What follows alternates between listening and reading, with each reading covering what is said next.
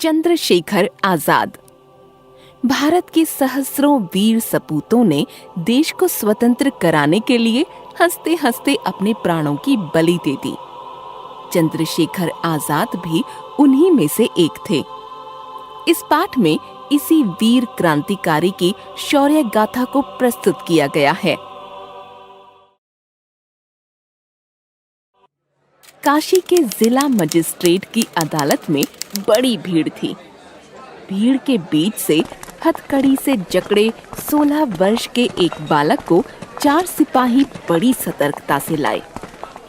बालक के मुखमंडल पर स्वाभाविक निर्भीकता और आत्मविश्वास के भाव थे। अदालत में पहुंचने पर बालक की हथकड़ियां खोल दी गईं। मुकदमा आरंभ हुआ। मजिस्ट्रेट ने पूछा, तुम्हारा नाम क्या है? बालक ने सगर्व उत्तर दिया, आजाद। तुम्हारे पिता का क्या नाम है? स्वाधीनता। तुम्हारी माँ का क्या नाम है? आजादी। तुम्हारा घर कहाँ है? जेल खाना। तुम काम क्या करते हो? भारत माता को स्वाधीन कराने की साधना। ऐसे बेढंगे उत्तर क्यों देते हो? जानते नहीं ये अदालत है? मेरे उत्तर सही हैं। क्या तुमने सिपाहियों पर हमला किया? हाँ, क्योंकि सिपाही सत्याग्रहियों को बूट की ठोकरें मार रहे थे और गालियां बक रहे थे। इसे 15 कोड़े लगाकर छोड़ दो। बालक कोड़े खाता रहा और हर कोड़े पर भारत माता की जय के नारे लगाता रहा। कोड़े खाकर जब वह जेल से बाहर निकला तो उसका पूरा शरीर लहूलुहान था, किंतु उसके चेहरे पर शांति और दृढ़ता थी। यही बालक महान क्रांतिकारी चंद्रशेखर आजाद के नाम से प्रसिद्ध हुआ। आगे चलकर चंद्रशेखर आजाद हिंदुस्तान सोशलिस्ट रिपब्लिकन सेना के प्रधान सेनापति नियुक्त हुए और उन्होंने क्रांतिकारियों के एक दल का गठन किया, जिसमें सरदार भगत सिंह, सुखदेव, राजगुरु, बटुकेश्वर दत्त जैसे सदस्य थे। चंद्रशेखर का बचपन गरीबी में बीता। 14-15 वर्ष की अवस्था में वे विद्याध्ययन के लिए काशी गए। सन 1921 में जब काशी में असहयोग आंदोलन चल रहा था, चंद्रशेखर भी उसमें सम्मिलित हुए। महात्मा गांधी पर उनकी अपार श्रद्धा थी, परंतु अत्याचारों को चुपचाप सहना उनके युवा मन ने स्वीकार नहीं किया। चंद्रशेखर आजाद और उनके साथियों के मन में यह विचार उठा कि सरकार को आतंकित करने के लिए सशस्त्र उपायों का भी सहारा होना चाहिए। यही सोचकर क्रांतिकारी आंदोलन छेड़ा गया।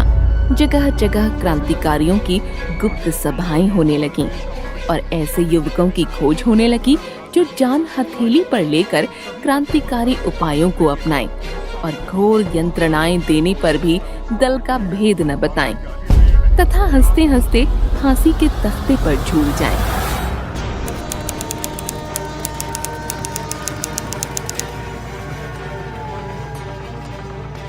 दल के पास संगठन के लिए रुपये नहीं थे, अतः 9 अगस्त 1925 को काकोरी के पास एक रेलगाड़ी रोककर सरकारी खजाना लूटा गया।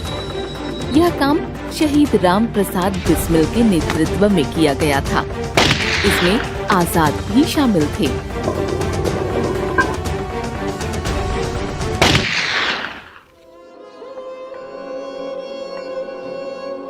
इस डकैती के सिलसिले में बहुत से क्रांतिकारी पकड़े गए। उन पर केस चला और राजेंद्र लाहिड़ी को फांसी की सजा हुई। वे हंसते हंसते यह गीत गाते हुए फांसी के तख्ते पर चढ़ गए। सरफरोशी की तमन्ना अब हमारे दिल में है, देखना है जोर कितना बाजुए कातिल में है। चंद्रशेखर आजाद पुलिस के हाथ न लगे। उनको पकड़ने के लिए बड़े बड़े इनाम घोषित किए गए। स्थान स्थान पर उनके फोटो चिपकाए गए, परंतु पुलिस उन्हें गिरफ्तार न कर सकी। कारण यह था कि वे किसी जंगल या पहाड़ी पर छिपकर नहीं रहते थे। वे वेश और नाम बदलकर जगह जगह घूमते थे। कई बार उनका सामना ऐसे गुप्तचरों से भी हुआ जो उन्हें पकड़ने की फिराक में थे। आजाद उनके साथ अपने को ही पकड़वाने के उपायों पर बातचीत कर चले जाते थे।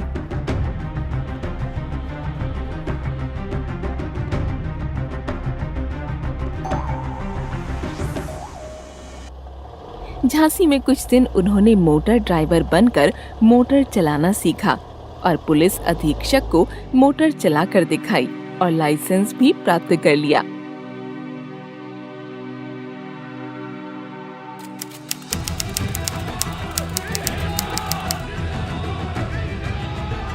साइमन कमीशन का विरोध करते हुए पंजाब केसरी लाला लाजपत राय को पुलिस ने लाठियों से बुरी तरह पीटा था। लाहौर के पुलिस उपाधीक्षक सैंडर्स के दिए आदेश के कारण लाला जी लाठी चार्ज में घायल हुए थे। इस कारण कुछ दिनों पश्चात उनकी मृत्यु हो गई। सारा राष्ट्र इससे क्षुब्ध हो गया था।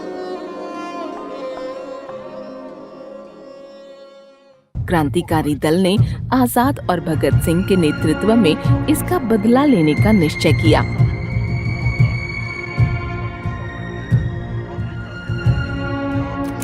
और योजनानुसार आजाद की देखरेख में राजगुरु और भगत सिंह ने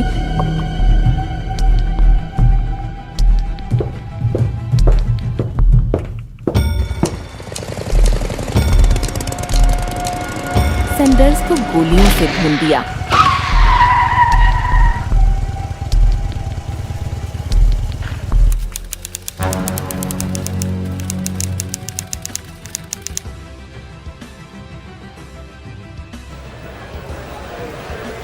अंग्रेज सरकार ने जनता को कुचलने के लिए 2 दमनकारी बिल केंद्रीय असेंबली में पेश किए।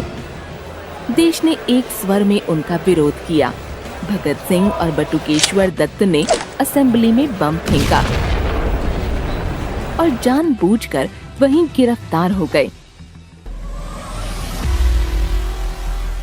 इसके बाद आजाद के और साथी भी गिरफ्तार हो गए।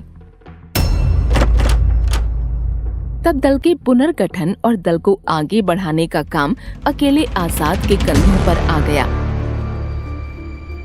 इसी कार्य के लिए उन्हें प्रयाग जाना पड़ा। प्रयाग में एक दिन वे एल्फ्रेड पार्क में बैठे हुए थे।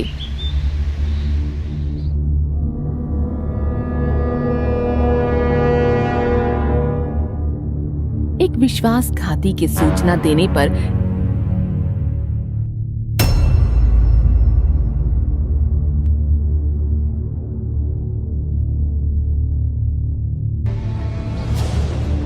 एकाएक पुलिस का एक बड़ा दल वहां आ पहुंचा।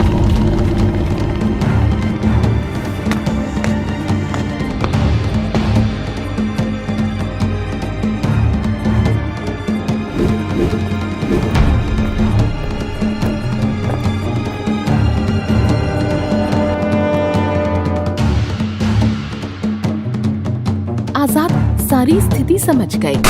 पुलिस के घेरे से बचकर वे निकल नहीं सकते थे।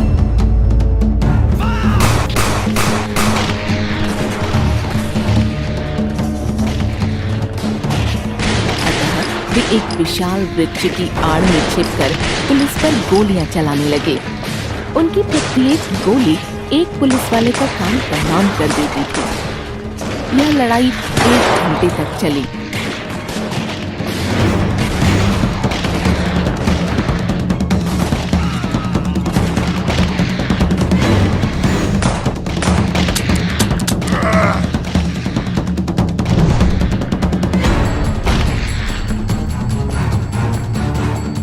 जब उनके पास सिर्फ एक गोली बची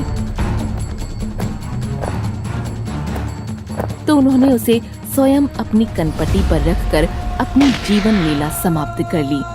वे कहा करते थे, अंग्रेज सरकार के पास कोई ऐसी गोली नहीं है जो आजाद को खत्म कर सके। अपनी इस बात को उन्होंने मरते मरते सही सिद्ध कर दिखाया। आजाद वीरता की मूर्ति थे। स्फूर्ति उनके अंग अंग से झलकती थी। वे निर्भीकता के साक्षात स्वरूप थे। राष्ट्र ने उनके प्रति अपनी कृतज्ञता व्यक्त करने के लिए उनकी एक मूर्ति उसी स्थान पर स्थापित की है जहां वे वीर गति को प्राप्त हुए थे। उसी के निकट आजाद पुस्तकालय है, जहां भारत माता की स्वाधीनता के लिए फांसी पर झूलने वाले उनके साथियों की जीवन गाथाएं सुरक्षित हैं।